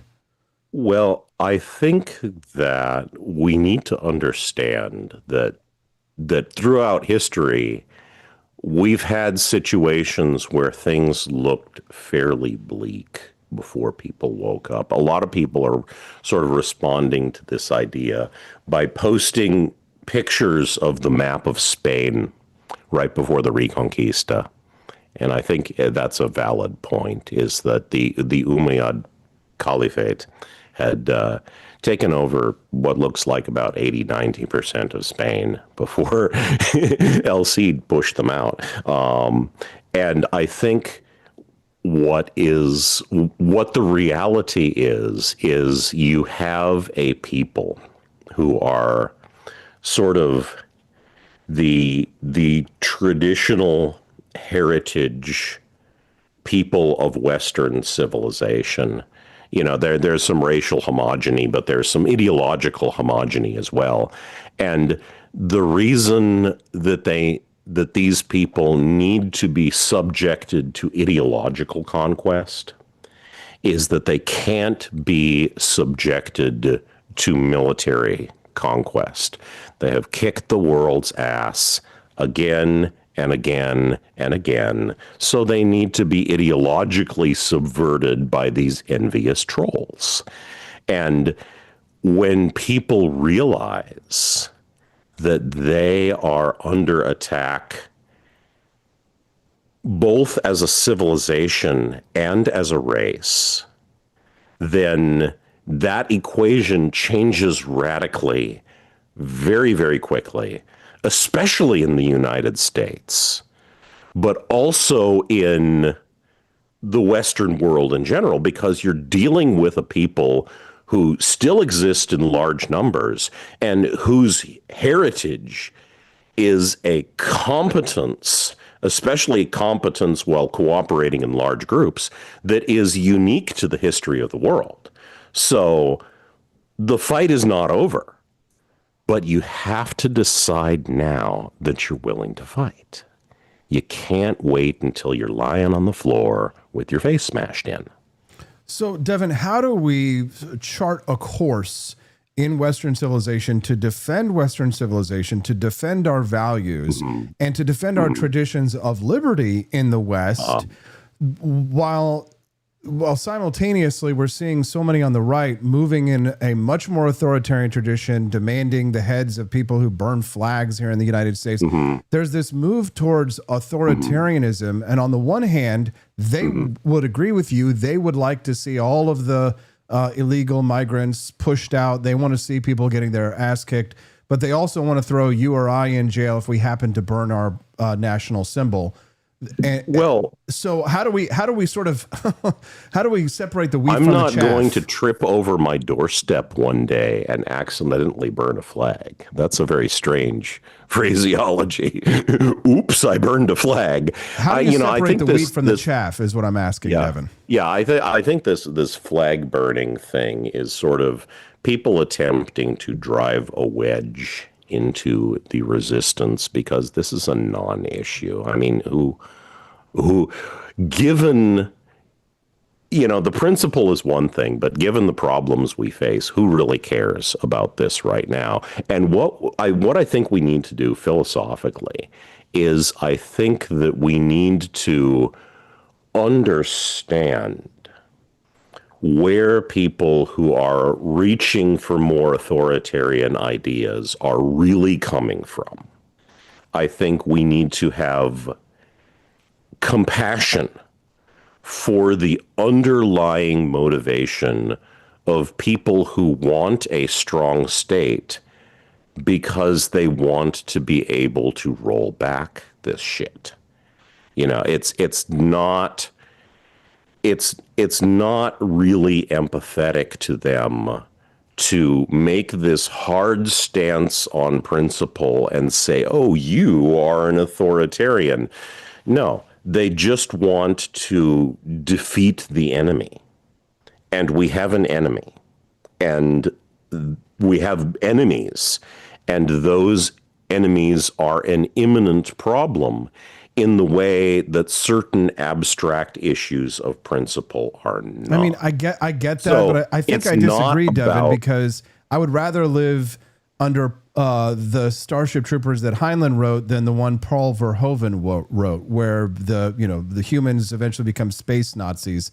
I like the idea of a responsible society. And while we're talking about science fiction here for a moment, I know you're the author of Theft of Fire, which has been a big hit, and I know our audience will love it. But do you think that this concept that Gene Roddenberry wrote about with Star Trek, this a federation of planets, of interspecies, interracial, of people living in harmony, is what it says it is? It's science fiction.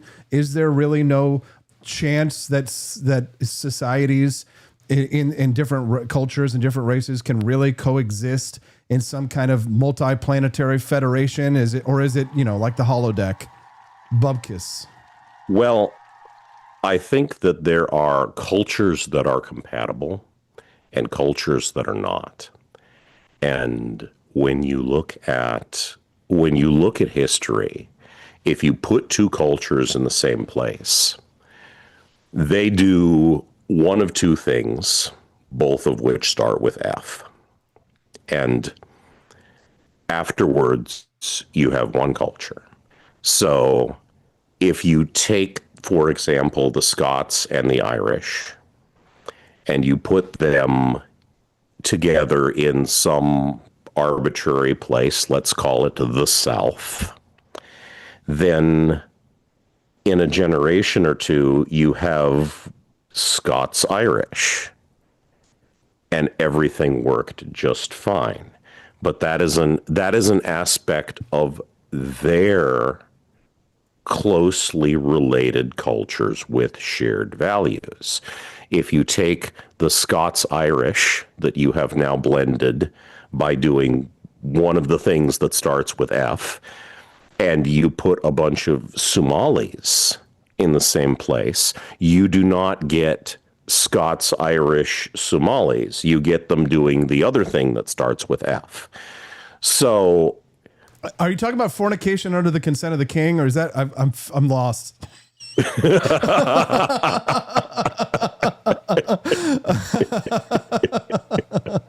I just didn't know. So I think we've got a fair amount of people in America who were deluded by the fact that we had sort of these libertarian principles and a bunch of closely related cultures for whom these libertarian principles worked. And they thought, oh, this works for everybody. Let's bring everybody in. Let's make everybody an American. Well, not every culture and not every person is capable of becoming an American. You know, the process of making people who were capable of becoming Americans was, the British Empire hanging the bottom 1 to 5% of every generation for 10, 15, 20 generations. And then you had a further filter where people had to get across an ocean and survive in a wilderness. So the quality of a society cannot be greater than the quality of its people. And America started as a philosophical experiment, but that philosophical experiment lived in a bubble of a very, very, very high quality filtered population. And I think the drive toward authoritarianism that you spoke of, people are not necessarily understanding this in a concrete and articulate way. But what they are really grasping at is this entirely correct notion that before you can have the libertarianism, you have to have the filtered society. You have to have the bubble. You have to have the walled garden that is defended from the barbarians outside. So the appropriate impulse in this authoritarianism is that you need to kick the barbarians who cannot assimilate out. Then the danger in this push toward authoritarianism is that people will confuse what you need to do to protect the garden with what you need to do inside the garden. You know, once you kick all the low quality people out of a society, you can pretty much leave the high quality people alone. They'll organize themselves. They'll cooperate. They'll be nice to each other. And you don't need to micromanage that. It goes back to one of the things, one of the signs that I keep tapping on Twitter is there's two ways to run a society. You can either throw people in prison or you can run your entire society like a prison. So the way that we need to deal with authoritarians and people who are having this authoritarian impulse because they understand they are under threat, they understand they feel frustrated, they're looking for an answer. The way to deal with them is not to fight them, but to steer them toward appropriate impulses for resisting invaders rather than channels that micromanage your society once you get the invaders out. Makes sense. I just had a really good idea for some Star Trek fan fiction. We need to have like the competition for the planets for the if you want to join the Galactic Federation, you have to go through a filter before we will allow you to be a part of our society as we explore space, the final frontier. Devin Erickson, your book, Theft of Fire, is now an audiobook, is it not? Yes, it is. We are completing the final mastering now, and release is imminent. Oh, gosh. Yeah, you can pre-order at devinerickson.com. Release is imminent. There's so many double entendres there. Devin. Oh, yes. Where can people follow you online? And Theft of Fire is in Amazon, but where can people find great takes like these? They can follow me on Twitter. That's where I have a Substack, but I do most of my stuff on Twitter. Devin, you're the only person that I could bring up Gene Roddenberry, Star Trek, and the Paul Verhoeven version versus Robert Heinlein, who would know exactly what the hell I was talking about on this show. I'm really grateful that you choose to be so generous with your time and join us here on the Wake Up America show. Talking to you and your audience is always a pleasure. We appreciate that, sir. I hope you come back soon and have a wonderful day. Thank you very much. Devin Erickson, boy, fantastic guest. We just love having him here. I try not to abuse the privilege of having him on too often because I know he's a busy man, but a fascinating man. He always makes me think. You guys have unlocked the phase 1 of the bonus content. I don't know if we're going to make it to the final phase to have Will Smith getting jiggy with it on the show, but we only have $20 left to go. So it's possible during the bonus content that we're going to play right now, the mini documentary, if we raise another $20, the show will continue. Will Smith will join us live if we unlock that bonus content. But here's the thing. If we don't, then the show ends as soon as the bonus content is over. But if we raise $20 before the end of the show, either Rumble Rants or purchases at the shop, then Will Smith will join us live and the show will continue. Hopefully I'll see you on the other side. If not, I'll see you tomorrow. Here at Alligator Alcatraz, the fence keeps them in. But slip up, and you're on my plate. Why FDR banned the sale of sliced bread during World War II? No kidding. On this anniversary, July 7th, of both the birth in 1880 of sliced bread's inventor and of the day in 1928 that the first